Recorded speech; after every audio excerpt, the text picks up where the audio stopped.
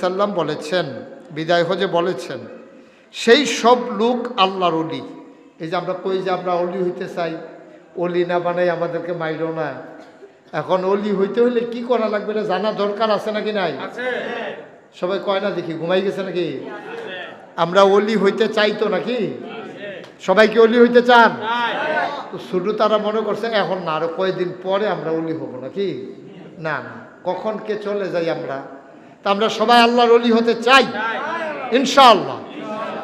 সবাই কোন আমিন। দেখেন নবীজি কি সুন্দর, এই যে আমরার জন্য বোধ এই হাদিসটা নবীজি বলে গেছে ১৫০০ বছর আগে। ১৫০০ বছর আগে আমাদের জন্যই হয়তো এই হাদিসটা বলে গেছেন। কি বলছে দেখেন, কয় যে যারা আল্লাহ, সেই সব লোক আল্লাহর অলি। তা আমরা মনে মনে করি এটি তো বিস্তারিত আছি, আমরাও তো আল্লাহর অলি। তো সেই সব লোক কোন সব লোক এটা আমরা জানিয়ে ফেললে আমরা হয়ে যাবো ইনশাআল্লাহ। বলেন আল্লাহ।